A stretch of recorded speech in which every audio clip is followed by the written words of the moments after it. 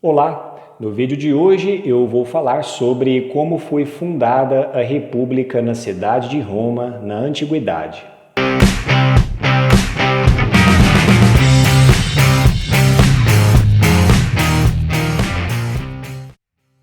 A cidade de Roma surgiu na Península Itálica, em uma região muito influenciada pelo povo etrusco, com um clima ameno, chuvas regulares e também solo fértil.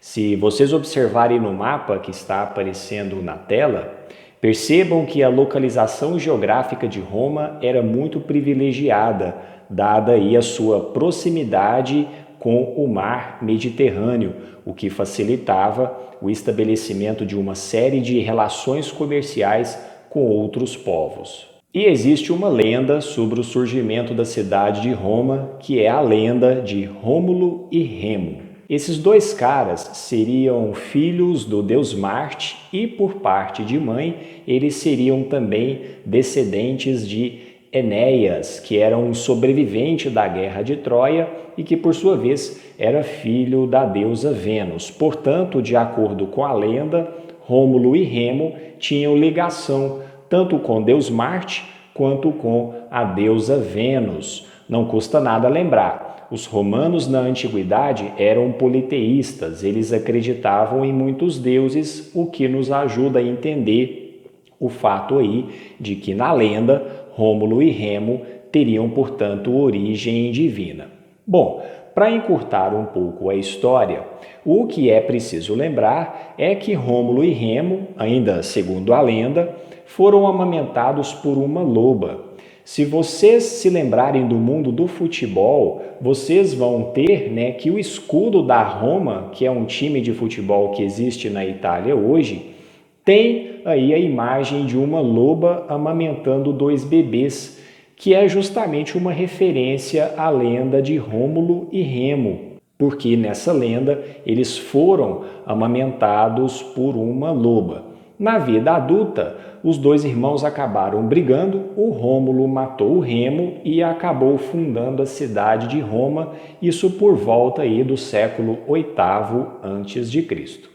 O que é verdade e o que é ficção nessa lenda a respeito da história da fundação de Roma, a gente pode até discutir depois. O fato é que quando a cidade surgiu, a primeira forma de governo que foi adotada lá foi a monarquia, ou seja, Roma foi durante muito tempo governada por reis. Se vocês observarem o slide que está aparecendo na tela, percebam que nós temos aí uma lista com os nomes dos reis que governaram a cidade de Roma entre os anos de 753 a.C. e 509 a.C. E reparem que o primeiro rei foi justamente o rei Rômulo e o último foi o rei Tarquínio, que ficou conhecido como o Soberbo. E já dá para imaginar que o rei Tarquínio, que ganhou esse apelido não muito amigável, realmente governou Roma durante um período aí um tanto quanto conturbado da história romana. Existe um historiador romano antigo chamado Tito Livio, que vai dizer, algum tempo depois aí do governo do rei Tarquínio, que naquele período houve uma grande crise política, porque o rei Tarquínio, de acordo com o historiador Tito Livio, teria governado Roma de uma maneira um tanto quanto autoritária. Ou seja, na hora de tomar as decisões, ele não ficava pedindo muita opinião das outras pessoas, nem mesmo daquelas pessoas que faziam parte da elite. E isso gerou uma série de atritos políticos entre o rei e certas pessoas da cidade. O próprio governo do rei Tarquínio começou de uma maneira um tanto quanto violenta. De acordo ainda com a narrativa do historiador antigo Tito Livio, Tarquínio chegou ao poder, assumiu o trono, assumiu lugar no trono ao matar o rei anterior, que vejam vocês, era sogro dele. Isso mesmo, Tarquínio matou o sogro para virar rei de Roma. Então percebam aí que o governo dele já começou de uma maneira meio estranha, meio violenta.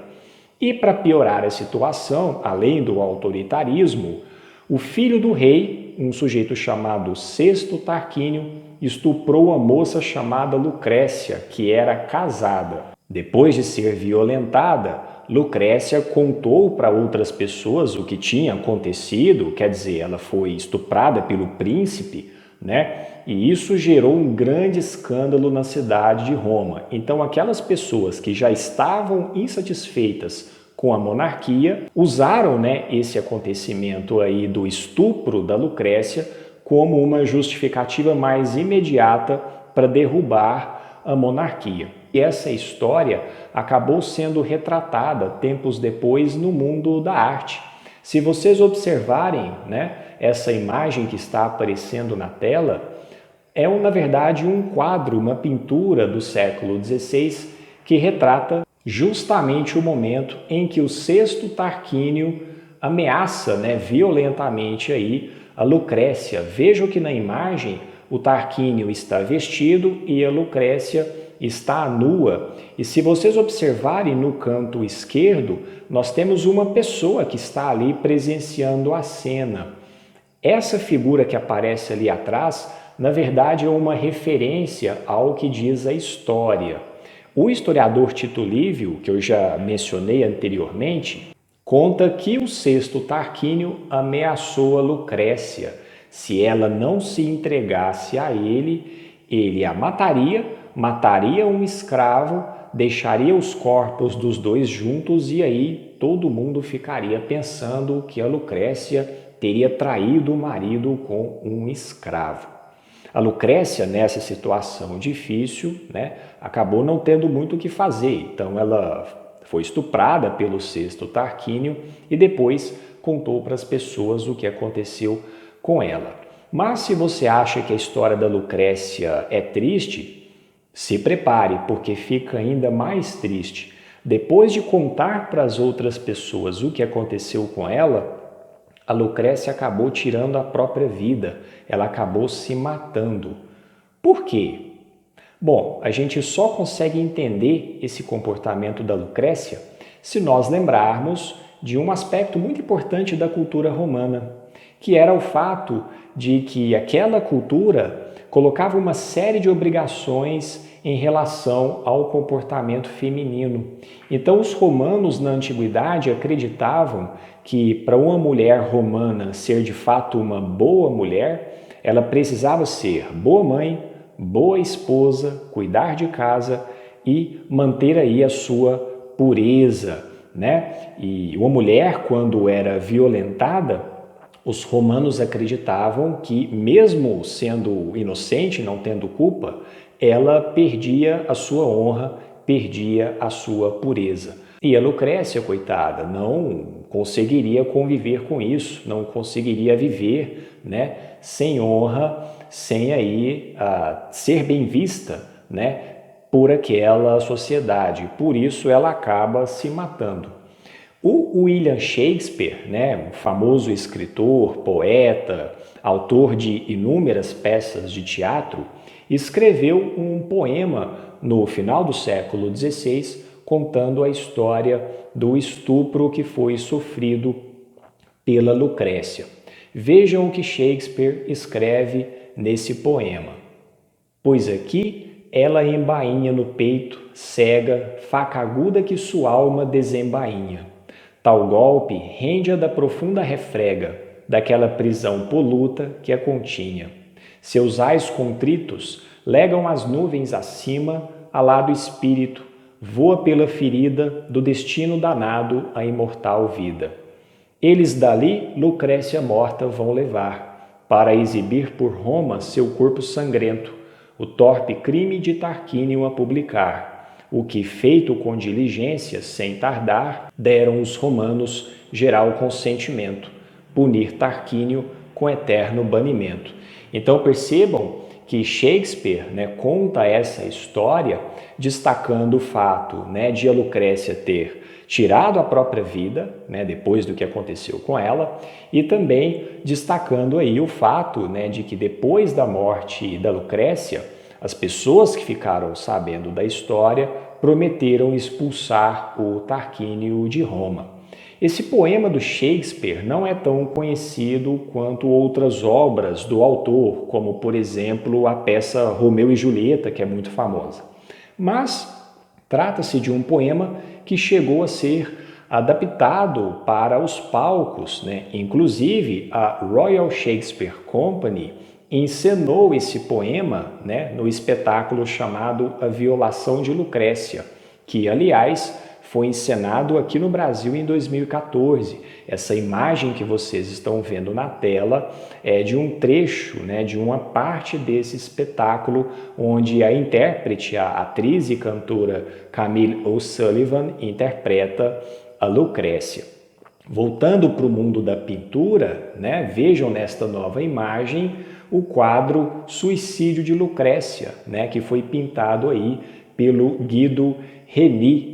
Vejam que no quadro Lucrécia leva uma faca em direção ao próprio peito, né? De acordo com a tradição, foi dessa forma que ela deu fim à própria vida. E depois de todo esse acontecimento, né, o rei Tarquínio, juntamente com sua família, foi expulso da cidade de Roma e aí a monarquia deixou de existir na cidade de Roma na antiguidade. Então, aquele governo autoritário do Tarquínio, no qual o filho dele cometeu esse crime gravíssimo contra Lucrécia, chegou ao fim. O próprio filho dele, o sexto Tarquínio, também teve que sair de Roma e algum tempo depois acabou sendo morto em outra região da Península Itálica. E é aqui que começa a república. Bom, se você tira a monarquia, você precisa colocar outra forma de governo no lugar. E os romanos resolvem adotar a república como forma de governo. A principal diferença entre a República Romana e a monarquia romana, que deixou de existir, é o fato de que na República o cargo mais alto era o de cônsul. E nós temos uma novidade: não havia um cônsul, mas sim dois. Os romanos tiveram a brilhante ideia de eleger dois cônsules para governar a cidade de Roma. Por que dois? A ideia inicial era que um controlasse o outro. Quer dizer, depois da experiência muito ruim, né, de ter um governo autoritário, que foi o governo do rei Tarquínio, os romanos resolveram adotar a república como forma de governo nesse formato para tentar garantir que o autoritarismo não voltasse a ter mais lugar na cidade de Roma. Foi assim que surgiu a república na Roma Antiga. E aí, gostou do vídeo? Se você gostou, vai deixando aí o seu like, aproveita, se inscreve também no canal se você não for inscrito e se você acha que esse vídeo pode ser útil para alguém, compartilhe. Depois, no outro vídeo, eu vou comentar como é que funcionava, né, a República Romana na prática, mas é assunto para outro vídeo. Por enquanto, vou ficando por aqui, vejo vocês numa próxima oportunidade e encontro vocês no próximo vídeo.